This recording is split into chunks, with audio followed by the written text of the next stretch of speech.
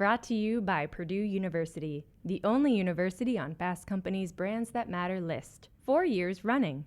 Honored as a heritage brand, Purdue pushes innovation and partnership to make a consequential impact on the world. Learn more at purdue.edu/partner with us. Brought to you by Williams. We make clean energy happen.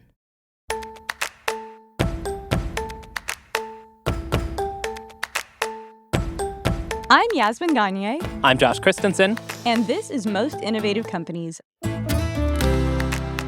On today's episode, Fast Company reporter Patrick Sisson. The language around Cleantech, especially coming from Cleantech companies, has changed a little bit.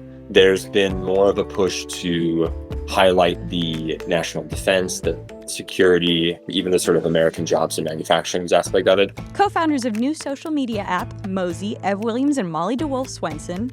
You know, I'd spent my life building startups. And for a long time, I invested in health and relationships. And then over COVID, I started reinvesting in health. And then it was really when I stepped away from my last company and hired a new CEO that I was like, I really want to lean into that. And as always, keeping tabs. The Freaks came out to write by Trisha Romano. It's an oral history of the Village Voice. Oh! But first, here's the download, the news you need to know this week in the world of business and innovation. President Trump's tariffs and trade wars continue to impact markets, economies, and currencies. It's amazing to believe that these tariffs were implemented 3 years ago. Wait, I'm sorry, it was 2 weeks? Continue to impact this newscast. Oh my God, it feels like 3 years. Yeah. I swear. Don't want to say or write the word tariff anymore, but you're going to hear it several more times today. Last week, the U.S. dollar sank to a 3-year low. It returned near that low early this week. The dollar has also fallen against the yen. Normally seen as the dominant reserve currency, the U.S. dollar is now being seen as vulnerable by investors as uncertainty around economic policy continues to grow. A survey conducted by the New York Fed shows that more consumers are worried about inflation, unemployment, and the stock market. But wait for the punchline. That survey was conducted in March prior to the announcement of Liberation Day tariffs in April. That is not great news. Those surveys believe that this time next year, inflation will be higher and unemployment will increase. Market performance expectations have also declined, with only 33% of those surveys believing that markets will be higher in a year. Those 33%, I'm like, I want to live your life. Oh my God, yeah. I guess those are the red-pilled, I guess. Those are the people who think manufacturing's going to come back and be reshored, or we're going to produce more lumber, even though Canada has literally all the trees. Did you see that mining poster from the Department of Labor that got taken down? Yeah. It's so funny. I'm sorry. It's ridiculous. So funny. I wonder how the next survey that the Fed does is going to be conducted. Maybe it's just going to open up their windows and listen to the decibels of screaming. All right, we're just going to keep rolling with tariff news. So, fearing the impact of tariffs, Nvidia announced this week that it plans on manufacturing AI supercomputers in the U.S. The AI chipmaker plans on procuring 1 million square feet of manufacturing space in Arizona and Texas to produce its Blackwell chips and AI supercomputers. Mass production for both products is expected to begin in the next 12 to 15 months. Prior to this move, many of Nvidia's GPUs had been manufactured in Taiwan.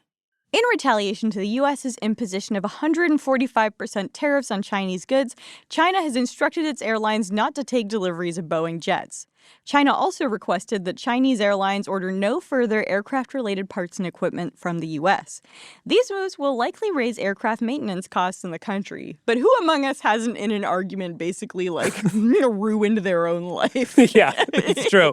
All of this is just mutually assured destruction. So moving away from tariffs, let's talk about Meta's case with the FTC. So Mark Zuckerberg took the stand this week in the FTC's case against Meta. The case alleges that the social media company illegally bought Instagram and WhatsApp as a way to crush potential competition in the communication app space. The lawsuit marks the most recent effort to curb the powers of Silicon Valley tech giants, whose critics claim that they have created monopolies that limit consumer choice and competition online. If successful in its suit, the FTC may force Meta to divest from both WhatsApp and Instagram. Man, it's amazing to see how different the FTC and FCC's approach have been in this administration. I don't know what's happened. Maybe Trump's just not paying attention to the FTC because he's got tariffs to worry about. Yeah, they're just rolling rolling along. Mark Zuckerberg was like, I gave you everything. I gave you everything. I was rooting for you. We were all rooting for you. And speaking of social networks, this week OpenAI announced the development of its own social network in the style of X. The project is said to be centered around ChatGPT's newly unveiled image generation, but with a social feed. Whether it will be featured within ChatGPT or a separate app entirely remains unclear. This latest venture undoubtedly will further stoke Altman's tense rivalry with Elon Musk and could also be the first social media platform developed purely out of spite.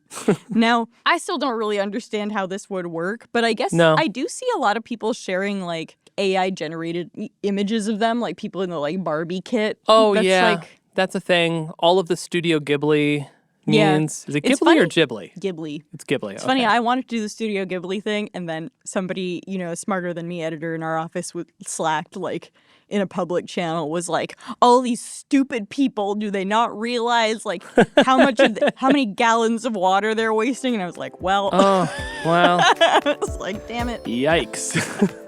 And that's the news you need to know today. So, Josh, what social media platform do you think leads you to more in-person interactions? Are there any? Honestly, no. Yeah, I feel like I'm about probably not the best use case for this because I'm not an overly like online person. No, that's a lie. I was looking at you like... I'm saying that right now. I wanted to be cool. I wanted to say I don't use social media that much. I scroll through TikTok endlessly. I will say it has led me to some stories that we've ended up doing and totally. Meeting people that we report on. You're doing it for work. I'm doing it for and work. That's okay. Which I will say then is TikTok, because TikTok's what caught me back up with college humor and then got me to the Dropout story overall. I ended up meeting Sam Reich and all those people who worked at Dropout. So you know what? TikTok. I'll say TikTok has led me to exactly one in-person social interaction. And not even social interaction, work interaction. Work interaction. Great. Good. Awesome. Cool. So this is great. What about you? Do you connect? It's not what I go to social media for. I'm not going to social media. I'll go to the bar if I want to talk to people. When I was in college, like inviting people to parties on Facebook was a big thing. Oh, that was a big like thing. Kind of good. How do people invite people to parties anymore? I honestly don't know. The narc app. Party full. The narc app. I just, the narc app. I just text people if I want to invite them over. Same. Also, how many parties do either of us? Oh, none. Absolutely not. I own 3 dogs and a 2-bedroom apartment. I'm not having company. Yeah, so I use it in college for parties. Did I use it once in high school to figure out where my closest Rickrolling event was? What the? I'm sorry. Wait, I need a few things explained here. One, what is a Rickrolling event? I know what Rickrolling is. It's when a lot of people gather to sing Never Gonna Give You Up. So you were using a social media app to find a Rickrolling flash mob to participate in. Yes. Did I eventually do it? Well, no, but I did. Thank you for listening to the Most Innovative Companies podcast. That's it. We're done. We're no longer doing this show. Never gonna give you up. Nope, don't have the rights to that. Let you down. Okay, now we officially can't play that much more because we have infringed on the rights of Rick Astley. Have you seen the incredible mashup? Have you seen the incredible mashup of Smells Like Teen Spirit and Never Gonna Give You Up? I have seen that. It's so good. It slaps. It is really good. Here's the thing, is that song put into different contexts is very good. I heard a really good, I know, Postmodern Jukebox is so lame, generally, but they did a cover of Never Gonna Give You Up. That was really good. It was in a 6/8 time. It was in their thing. I was like, oh, okay, I can get behind this. Rick Astley has a sick voice. Rick Astley does have a sick voice. Man, we don't appreciate baritones anymore. Josh Groban, Rick Astley, end of list. Speaking of baritones. Sorry, we got to get out of this. Speaking of baritones, last week President Trump issued an executive order that would block states from enforcing laws intended to curb fossil fuel use and fight climate change. This executive order comes less than a month after the Trump administration canceled grants for multiple clean energy projects funded by the Department of Energy. In the midst of these rollbacks and decrease in funding, rollbacks. That was so cheap, but still good. So cheap. We need some levity because this is a very depressing story. It's true. In the midst of these rollbacks and decrease in funding, climate tech companies are changing their pitch to governments, claiming that their technology is important for national security. This week, we invited Fast Company freelance reporter Patrick Sisson to tell us more about the clean tech industry's change in messaging. Hey, Patrick, welcome to the show. Thanks for having me. To start off, you wrote this wonderful piece, and to kind of get to the main point, what can you tell us about the rebrand happening in clean energy at the moment? Or you call it a rebrand. Actually, an expert in the piece disputed what you were saying, but... Yeah. I mean, I think I would agree with him, honestly, but I think it's something that people have noticed that the language around clean tech, especially coming from clean tech companies, has changed a little bit with the changing of administrations.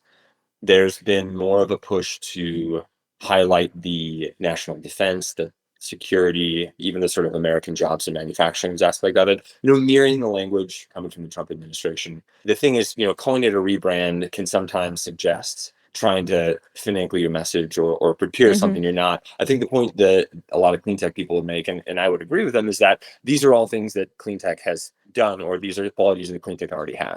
So they're kind of highlighting different things, but it's always been there. Yeah. And let's talk about what some of those things are that they're highlighting now.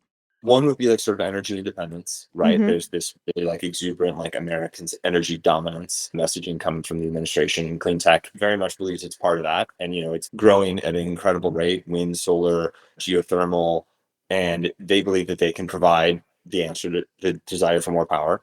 Also just, manufacturing and jobs, right? We've seen huge growth in new like EV and battery projects across the country. Clean tech believes can help with that. And also national security concerns, right? Like some of this technology can be very useful for the Department of Defense. They've in the past very much experimented with and invested in this technology, to make bases energy independent or to, protect naval bases on the waterfront from the effects of rising sea level and climate change. So clean tech would tell you that it has historically been something that can help all these things.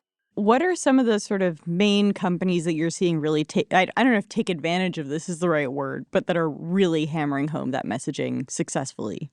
The one I'd say that has been very forward about this, the Solar Industry Association has been their LinkedIn, when I was writing the article, they were, very much mirroring this like energy dominance starts here. And like, it is very true. You see the rapid growth of solar in, states like Texas, right? It's providing a bigger and bigger portion of the Texas grid's power. So yeah, that's one industry that's been very sort of robust and very forward about that kind of messaging. Do you have a sense of why they kind of didn't push on this messaging previously? Do you think it was because it wouldn't necessarily respond to other people, or were we just not paying attention to it? How do you think about the shift? Yeah, I mean, I wouldn't say that they have not been using this messaging. I think this is something that's been kind of historically always part of the argument for clean tech. Yeah. We can provide a lot more power here if we focus on renewables. That's not a new argument. I just think that, it's at certain times, especially in the last administration, priorities change, funding formulas change, the things they're focusing on changes. So I think that's always been a part of it, almost assumed in a way. But in addition, especially with like the IRA and everything else, there's a much bigger push for environmental justice, equity. Let's build industries in the United States and supply chains in the US. Let's reduce emissions and things like that. So to focus on the semantics of rebrand versus not a rebrand, is rebranding such a bad thing? Why not full-throated embrace the narrative shift here? I mean, especially with this administration calling the Green New Scam or any number of other attacks on clean tech and other environmental pushes. Yeah, I mean, I think there's a little tension there in terms of hey, a lot of these grants are being canceled. A lot of funding is being canceled. A lot of people pushing back against things that would take away these plants and the funding for new manufacturing in there. I mean, yeah, I don't think there's anything wrong with that as a term or as a move as a company if you can back it up, right? I think that's what all these clean tech people I spoke with would tell you. We very much can back this up. So why not? I am curious, do you have a sense of, how the administration is kind of responding to these arguments at the moment? It is kind of early to say. Tariffs got announced fairly recently, but, Right.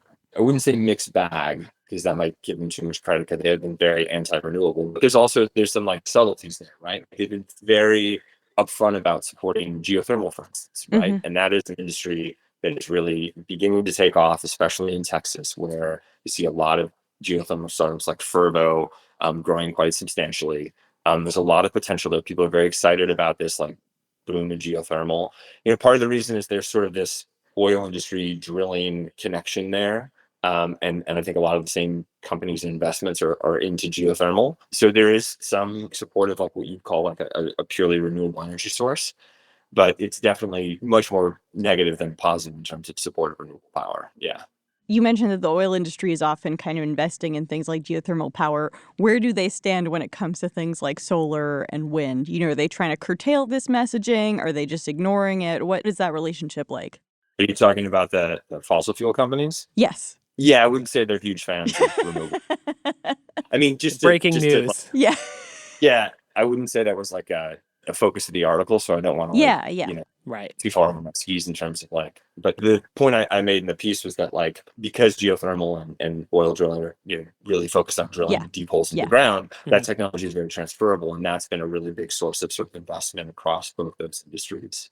Are there any concerns around geothermal? I'll fully admit I'm not fully versed on geothermal energy production at all. But whenever you talk about drilling into the ground, your mind goes to the risks that come with oil extraction and then natural gas, where there's been a lot of safety concerns. Yeah, there is not a similar sort of like concern about like fracking or things like that, right? This is not meant to extract oil. It's sort of the aim is a little different. They're mapping out, especially for this sort of new generation of geothermal, is trying to tap like what's called hot rocks, like very deep, very hot rocks that can help heat up the steam, that can help drive turbines and create power.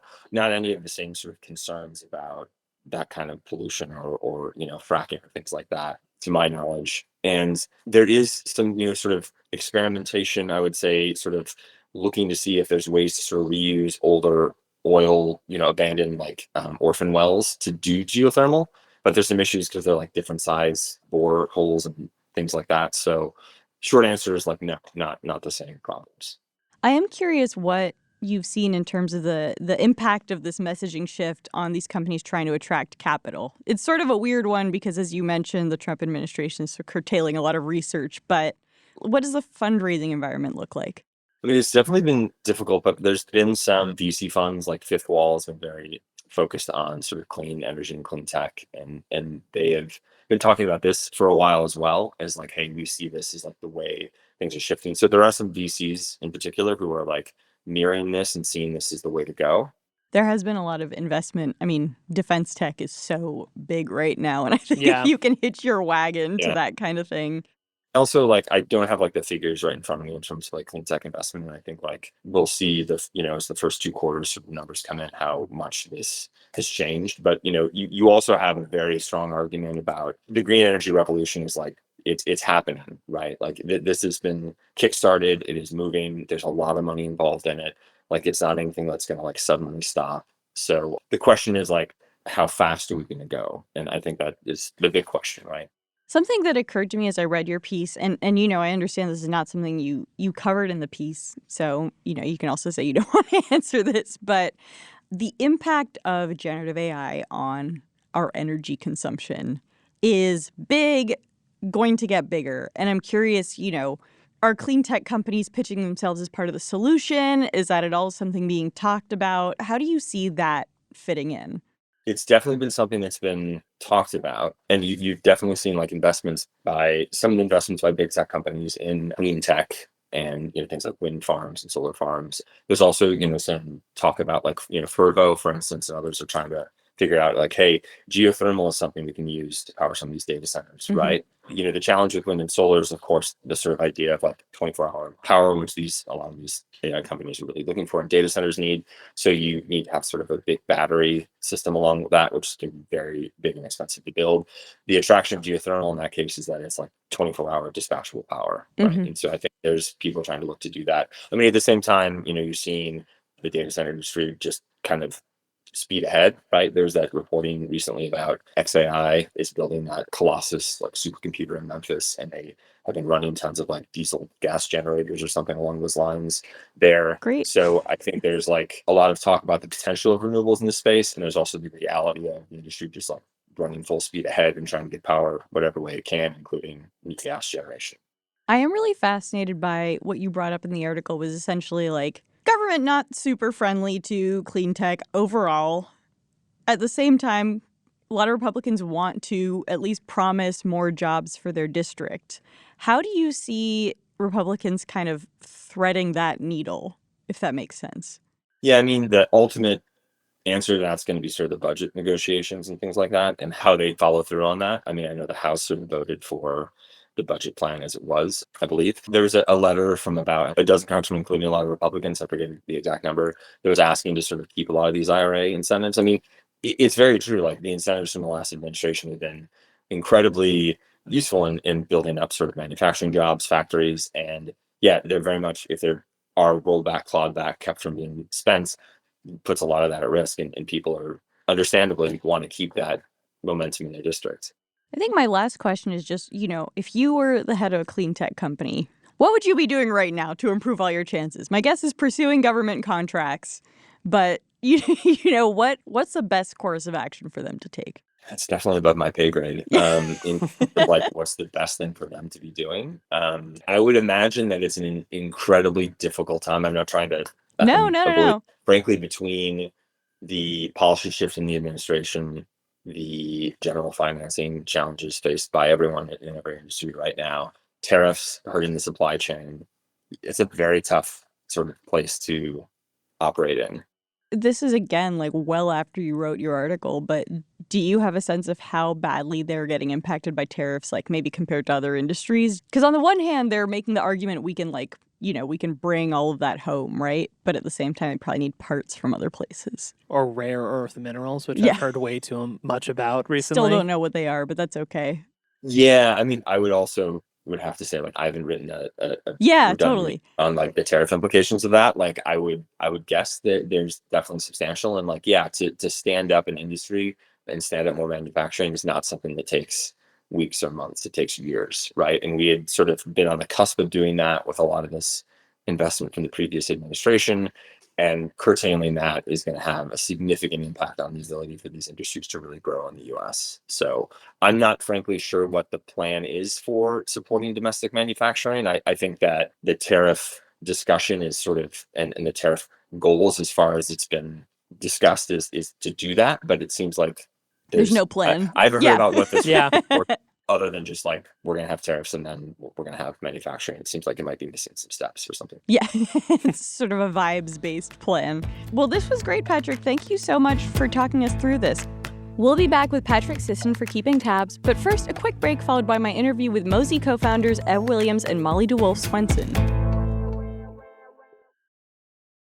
As affordable, reliable energy demand increases at historic rates, one company is uniquely positioned to accelerate America forward. Williams. We have 117 years of know-how in powering progress, and we're ready to power the next 100 years of innovation. Learn how our natural gas infrastructure is critical to the future of AI at williams.com.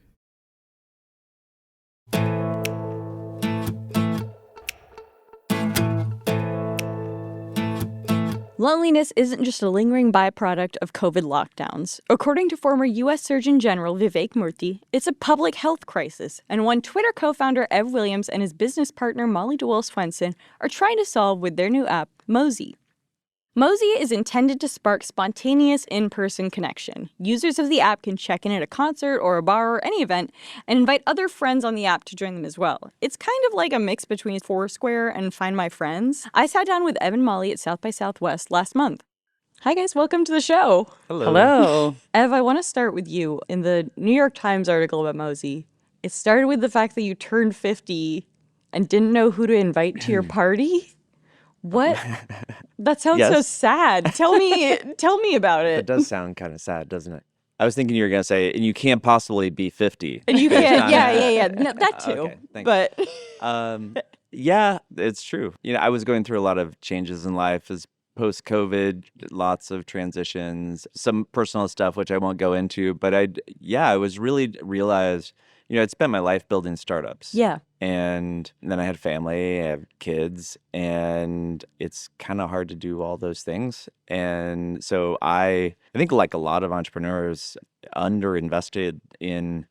long time I underinvested in health and relationships. And then over COVID, I started reinvesting in health. And then it was really when I stepped away from my last company and hired a new CEO that I was like, in this next phase of life, I really want, it's not like I didn't have friends. I was always a social person, but I was like, I really want to lean into that.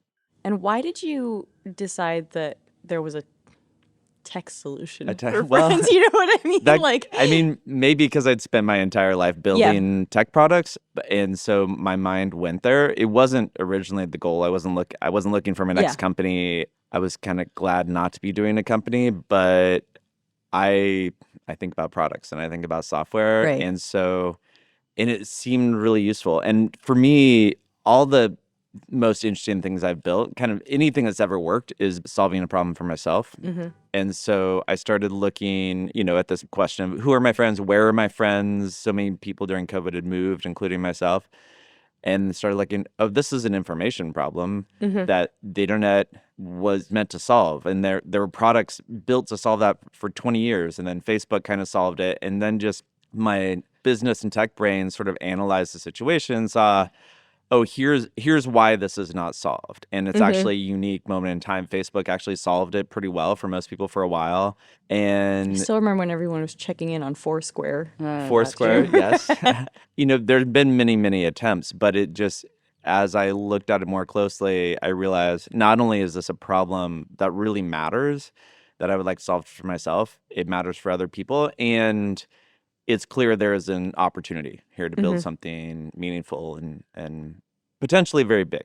And Molly, it sounds like you met because you crashed a party. Is that? Yeah, I was out to dinner with some friends in San Francisco. One of them, Ev's former intern and a friend of mine, Kevin Systrom, who also founded a little company, Instagram.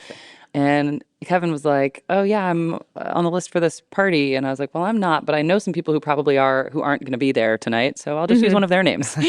Actually, one of Mozi's advisors and investors used her name to get in, and saw Ev on the dance floor with a bunch of my friends, and feel actually like I'm sort of our friendship is a product of maybe that moment you had around your 50th birthday of, I do want to invest in friendships. I do want to you were like make a point one to friend. Yeah. It's Will like you be you my seem friend? Do you remember the song? I don't remember the song. Oh man. I wish I remembered the song. No, there've been a lot of like pivotal moments of Mozi's history on various dance floors all over the world with us and with the team. And when did you guys decide to go into business together? What was the moment? It was a few months after that. At that time, I had stepped down from Medium. I was about 4 or 5 months in, and very purposely not starting anything new, but also thinking about this thing that became Mozi. And I'd even built a prototype of it with a dev shop. And that came up with Molly, I think, 3 months later, 3 or 4 months later. Our friend Rosie, who also works with us, who was talking to Molly about what her next thing was, and realized that Molly was the perfect person to collaborate on this product with me, because people talk about the idea of founder product or market founder fit. What's the founder product fit, founder market fit, whatever. Yeah. Not product market fit, founder market fit. And Molly had been obsessing about this problem for a while.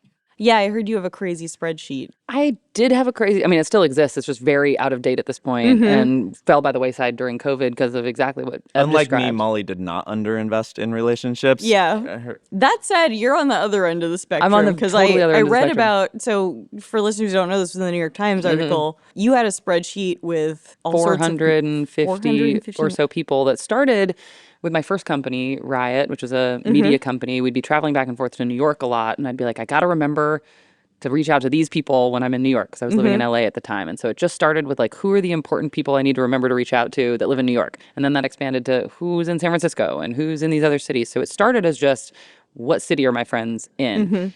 And then that list just ended up expanding to, okay, who are potential clients, who are investors, who are people with audiences, who's single, who's straight, like to set people up on romantic relationships. It really sounds terrifying to me. terrifying to be on the list or to keep a list like that. Both. Well, It wasn't very accurate for very long because my gosh, does it take a lot of effort to try and keep something like that up to date. And so when Ev and I came together to talk about Mozi, or what would become Mozi for the first time, I think I described the spreadsheet to him, maybe even screen I think shared. you showed me on Zoom. I was like, And wow. you were like, this is cool? I was like, wow, she's really into this problem. Yeah. She puts a lot of effort into it. So, yeah, that was good. Yeah, I mean, I'm someone who, like, I love people. I have friends from all different parts of my life that the thought of losing that friendship or it becoming weaker because of something that I have done to not upkeep it gives me a lot of anxiety. Like, there are so many people in the world that I love. I'm like putting together my wedding guest list right now, and it's impossible because I'm like, I would invite you to my wedding. Like, you seem great. Like, come.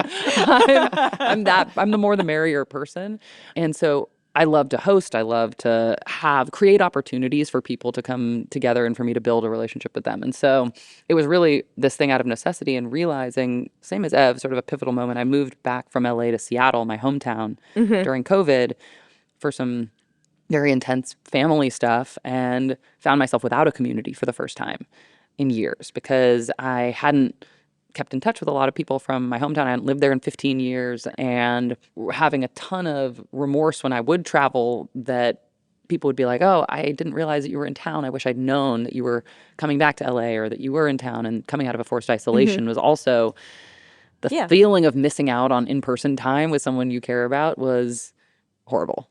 So nuts and bolts, let's talk about how the app works, and then also tell me how you plan to make money through it.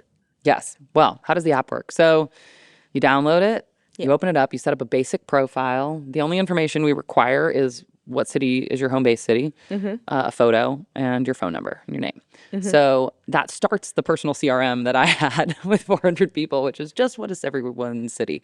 And then when you get into the app, you sync your contacts so that we know who you know in Mozi. We will show you who you know, and you decide whether you want them to be able to see your plans or not. And we've gone pretty above and beyond, I would say, to be really, Ev likes to say, encrypted as fuck. Are we allowed to say that on on air? Because there's so much pattern matching to bad internet behavior in terms of personal information. I'd be worried about somebody stalking me. Yeah, all that. So we've been really, I'd say, quite conservative on making sure that privacy is protected of both you and your contacts. And so you get in, you see who's on Mozi, you see where they're based, and then as you go, you input your travel plans or your local plans. So the idea being you open up Mozi and you see a list of where your friends are and the things that they're doing that you could join them for, whether that's co-working at a coffee shop or going to a show that night or karaoke night or just going to like be at the park with my kids. Those are the kinds of things we're trying to drop people into so that it's not something that where you're spending a bunch of time on your phone. You're actually getting in person with the people. And on the stalking comment, because it's important, we do get that sometimes. I think when you hear about Mozi and it tells you where your friends are, we don't tells get stalking. Friends, we get the concerns of stalking. Right, but it's an important distinction because we don't just broadcast your location. Right, you choose. We only tell people where you were at, or plans you put in. Okay, and we share it with a subset of your contacts. So there's kind of two layers of privacy. Nothing in Mozi is public. Your profile shows to anyone who you've already showed your phone number with, if you have their phone number. It's just more extensive than what you'd have in an address book, but kind of like a social media profile. Yeah. And then for where you are, whether it's a local plan or a city level plan, that's the subset of people internally we sometimes refer to as the down to hang list. Yeah. It could be good friends. It could be people who you just met, but they're a friend of a friend. They're someone you trust, and you'd be happy to know if they're in Tokyo at the same time you are. Or you'd be happy to see them at the show you're going to. And that's where we think the magic happens, is those people who aren't your besties because you'll just text them. Because you'll just text, but it's like the but it's people who you want to know better as well. That makes a lot of sense. Your frenemies, potentially. Maybe your frenemies. I don't know.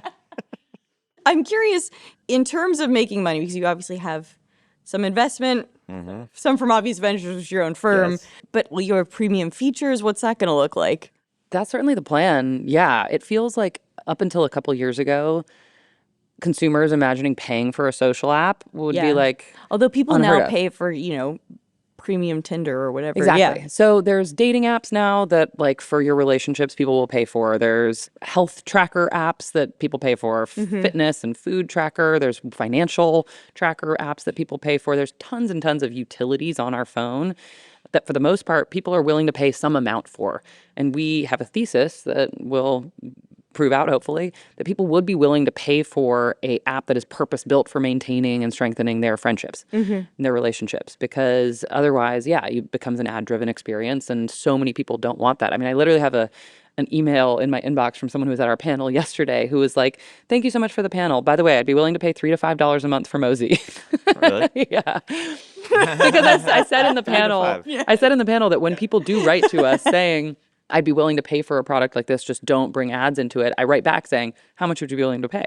Because I want to know what is that price sensitivity. And it may not go without saying, a lot of our users initially, Moziers as we call them, are in an older demographic. Like they're in their 20s, 30s, 40s, 50s. And how much do they want to pay normally? Well, I think they're less price sensitive than some of the younger social platforms that are targeting younger users. And so, But it's also just by its nature. I mean, Mozi is not for sharing media, and therefore ads wouldn't really work. That makes sense. You want to get people off the app. You want to get it's really in the category of utilities. So like the types of apps Molly was mentioning that are utilities, it's not just that they can charge a subscription because they're valuable, it's that people don't spend all day on them. Yeah. And you kind of need that if you're going to make an ad model work. And so we want to deliver as much value as possible. We're not focusing on the monetization right now. We need to grow the network. But it seems very likely to us and from people we talk to that this can provide such value in life as a utility that it's, a fee is reasonable. and I will say there's sort of two monetization principles that I've had in my mind, both as a consumer that I want us to abide by, but also from previous companies. One is there will always be a free version of Mozi. You need it for the network, certainly. And two, we won't charge for things that were once free. So that idea of bringing people onto a platform, giving them something, and then saying, okay, actually, we're going to take that away and you have to pay for it now. I've had that experience as a consumer, and I've had that experience on the company side. It's painful, and it's a good way to lose trust. And so we are being very intentional and thoughtful about what features we're not building right now because we know we want to put them as part of a premium feature set. Tell me about how you're going to sort of start the flywheel of people joining Mozi beyond just being on this podcast. Like, This is our You're big- not going to do this for us? This is our one shot on goal. guys, add me on Mozi. Yeah, I mean, starting a brand new social network from scratch is a no tall joke. order. Yeah. And to your point about how is this different from Partyful or Apple Invites? Well, it's closer to Partyful in that we're starting something from scratch like they did. And there's a utility to it, which is knowing where your friends are at any time, but you need friends on there first. So we launched with this New York Times article. South by I would sort of consider like a second launch for us. The big piece of feedback that we heard from people after our first launch was, I love the idea of Mozi. I love the fact that there's no ads and there's no media and it's just where are my friends, that it's really the social part of the social network, and that there's a possibility even for there to be a trusted social network, but I don't have any friends on the app yet. And so that was almost 50% of the people who joined in that first launch month. And the other piece of feedback was, also, I'm not traveling that much, and I have a hard enough time like finding time to visit with my friends that are in my city. And so our team came together for an onsite right after that, and we were like, well, local plans is it. We knew that we had to build local plans in, and we had events in the app as well, but it really highlighted the urgency for us that in order for the features to feel pretty complete in the app when you open it, there has to be stuff to do in your city. So that's part of why we're here at South by, doing a panel, doing this podcast. I was on another podcast last night to try and reach as many people as we can with this message of we are trying to rebuild from scratch or build from scratch a social network that is trusted, that really places user privacy at the center of it, and that is purpose-built for seeing your friends IRL, not keeping you on the phone. Are you rolling it out just in the States? Are you rolling it out internationally? How do you think about this? Available everywhere. Yeah, we're in 135 countries, app stores. I have people on Mozi, friends of mine, who have never been on social media before. They're like, oh, great. I don't need to worry about being distracted and distressed by this. But I also have a way to solve the problem of what are my friends up to and being out of the loop. And so, yeah, there's a friend of mine who was like, oh my God, if you got this friend on Mozi, like, I'm really impressed because this person has been very anti-social media for our entire adult life. There's a whole subset of people on Mozi who are never social media-ers or people who have recently abandoned social media because they're like, I just want to know what my friends are up to. Ev, what is your relationship like to social media now? It's a deep question, I think, but I don't spend much time on it at all.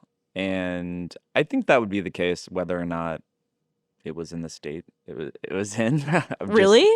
Yeah, just because I find more interesting. I just think for mental health and for ROI on time invested, I just like to do other things. I mean, when I was running companies or wanting to, I mean, Twitter is still an amazing source of tech information if you want to know what's happening. Yeah. Or you want to recruit people. Like, there, LinkedIn is, I guess, social media now. Like all these things, if you're really, and by the way, important to note, Molly is the CEO of this company. And so I'm not spending my days like thinking about how to build companies or dive in tech. Then I probably would be on social media more if that were the case. But now I just enjoy my time reading books and hanging out with friends. You're like, I read, actually. Are you a Blue Sky guy? I'm a Blue Sky fan. I don't use it a lot, but I actually invested in Blue Sky. I like what they're doing. I didn't realize that. Yeah. I'm hoping that they will continue to grow. They're doing great. What's your relationship like with social media, Molly? First of all, I'm also a Blue Sky fan. Jay is another Seattle girl, so we see each other up there, and she'll be here later today. Instagram is the one that I use the most these days, and like I was sort of describing before, I will flip it open with this instinct of, I wonder what my friends are up to, and I wonder if I have any DMs. And then 30 minutes later, I've bought something that I didn't need, and I've consumed 30 videos of mostly baby animals. And I'm like, wait, I thought I was just going on there to do this one thing, and all of a sudden that instinct to connect totally hijacked by an instinct or a reaction to consume. And it's one of the things that I'm not anti-social media. I just think it requires some healthy boundaries because I was talking with some social media researchers from Berkeley early when we were starting Mozi, and they said something that stuck with me, which is the hallmark of an addictive product is one that you continue to use even though you don't feel good afterwards. Yeah. And that is kind of how I feel about most of the social media platforms, Instagram, LinkedIn, Twitter being the main ones. And I would just like something that fulfills that instinct to connect and then gets me off my phone because, like Ev, I would much prefer to just be reading books and hanging out with friends than spending time on those Have you platforms. two made friends through Mozi yet? Like real ones? We've seen people that I otherwise wouldn't see. I mean, Mozi doesn't introduce you to people. It's just when you meet them. But they might bring people. You know what I mean? Like, yeah, true. And the local plans feature, I think, will do a lot of that. That's brand new as of last week. But very often I will see someone, and we hear this from friends all the time, that they saw someone they otherwise wouldn't see. Gotcha. Yeah, right where we found out a friend was in Kyoto and went out to drinks with her and her brother because of Mozi. I got pictures from friends who were recently in Denver who were like, I had no idea so-and-so was in Denver. I've heard from someone yesterday who was like, I ran into someone because of Mozi in Dubai. We hadn't seen each other in 4 years. And that's why we built the initial feature set that we did, was because in beta testing it, that was the number one thing people were reaching out to tell us about, was these Mozi moments, as they're called, where I didn't realize this person that I haven't seen in a while was going to be in the same place. Or I didn't even realize my good friend was going to be in the same place. We hear that too. And so it feels like we're delivering on something important if we can increase the surface area of that social serendipity, whether it is you're traveling to another country or you're just going to be co-working from the same coffee shop. What would a premium feature look like? Well, we prototyped something recently that got me very excited, which was a map view with a slider into the future. So you could, at the city level, see where your friends are, and then you slide into the future with your finger, and all those little bubbles scatter to different countries. Oh, and see where they will be. Or see to different cities as people travel. That could be one. I've been talking about this feature for a really long time, of just being able to sort my contacts by like who is single and straight and female in their 30s to set up one of my guy friends. People who have a tendency to keep spreadsheets. Yeah. We Yeah, could I charge can't them imagine extra. trying to do that. Yeah, which is I really Texting people. Are you We still need with those people, by the way. The connectors. It's whenever true. anyone has a problem in my world, I'm like, I probably know someone who can solve that problem for you. And that is something I really like. I'm not the best at anything, but I might know the person who is. It's sort of what I pride Another myself cool on. feature idea, and we mini, not necessarily premium, is the intro. Yeah. Within the app. If you what's the see intro? maybe two people you know who don't know each other who are going to be in the same place. Oh, you can introduce them. We haven't built that yet. It's all about lowering the friction for people connecting. So that's another one that we can Yeah. imagine. That makes a lot of sense. Imagine being introduced to someone you don't want to meet, though. You have to opt into the intro. But Fair. you know, if you do proper intros, then you ask each person double opt-in first intro if is they important. want- and That is a good takes, like, point. Yeah. 6 text messages. Yeah. And instead you could do it like boom, boom. They both have to opt in. That makes sense. We actually had a cool moment yesterday. 2 people connected on Mozi at the Mozi landing, and they were like, "We have the same birthday." But we should have just popped that up right when they connected. They just happened to see it on each other's profiles. But things like that where you connect and it's like, here's your common ground. How do you both figure have out you have the dogs. same birthday that fast? Didn't you meet someone who had the dog with the same name? Yes, I did. Because so the Mozi profile is actually pretty extended. It's like a rich Oh, profile. I So- didn't realize that. So the Okay. required info I gave you is just Yeah. where you're based and your name and your phone number. But then you can fill out a bunch of other stuff. Like Eb has his kid's name in there, pets' names, dietary restrictions, all this other stuff that's easy to forget about the people in your Yeah. life. So that's why I mentioned the who's single and straight and female in their 30s to match up with they my best put guy it- friend. they- A lot of it was inspired by being on some of the dating apps where there's Yeah, a that's lot of what it really sounds rich like. information Yeah. and profile of dating apps. But like, I'm like, I want that about my friends. I want to know which of my friends are, interested in all of these different things that I might be interested in. Which of my friends ski? Which of my friends ski? Yeah, Who that's can fair. Yeah. I play tennis with? Who is a drummer? We needed a looking drummer for a at drummer? the band. You thing needed this a morning. drummer? We did. Yeah. Did you find one on Mozi? We didn't. We don't have that feature in yet. Yeah, you can't just That's going to ask. be the premium feature. Drummer. Drummers. Find drummers. That's really good. Well, this was great, guys. Thank you so much for coming on the show. Yeah. Thanks for having us.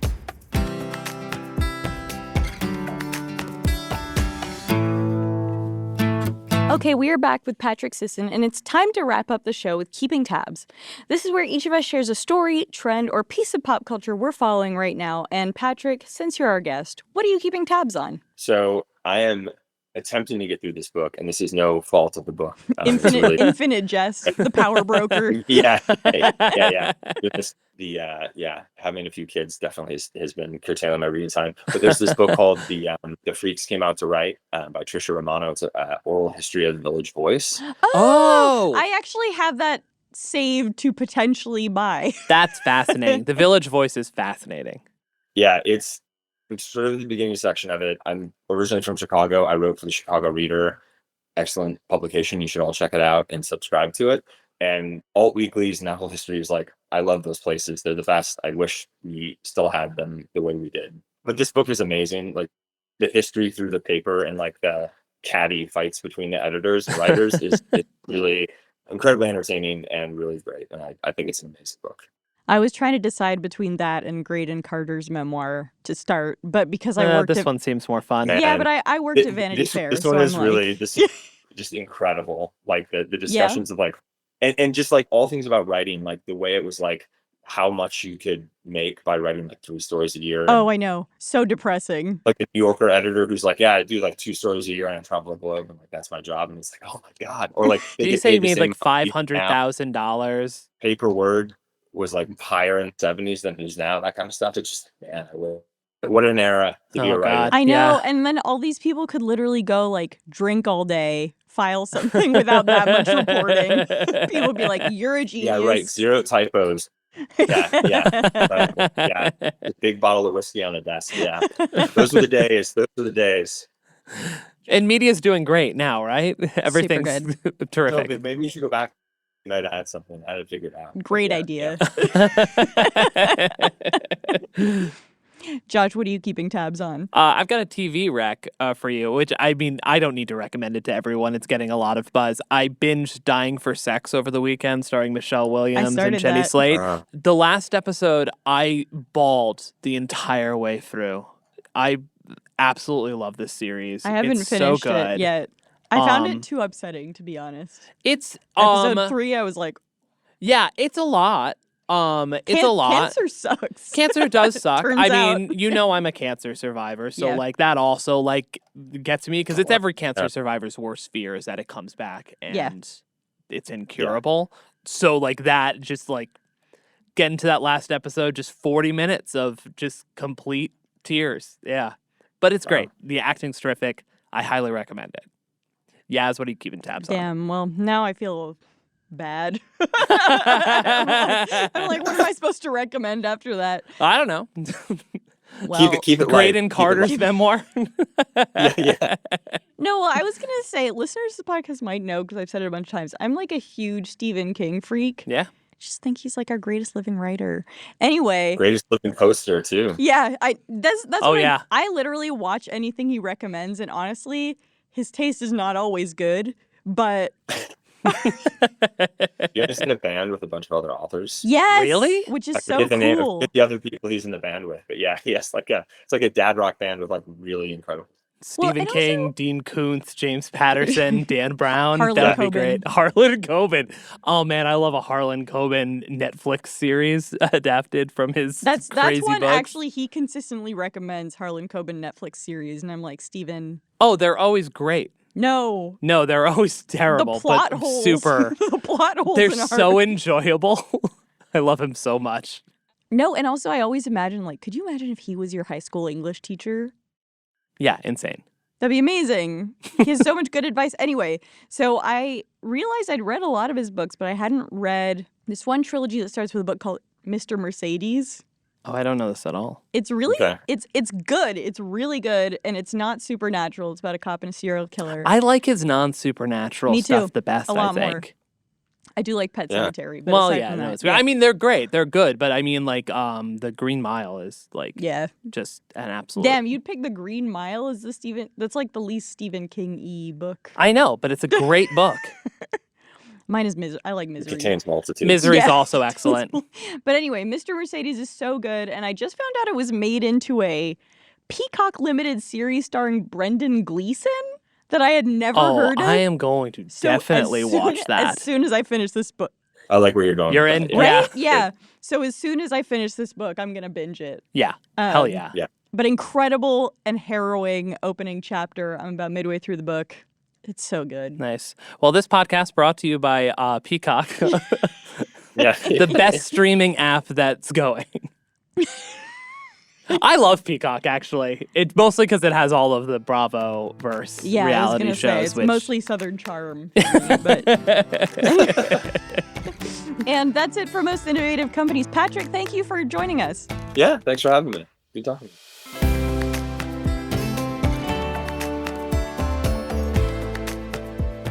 Our show is produced by Avery Miles and Blake Odom with help from Sam Gebauer and Hawa Atori. Editing by Matt Toder, mix and sound design by Nicholas Torres, and our executive producer is Josh Christensen. Remember again to subscribe, rate, and review, and we'll see you next week.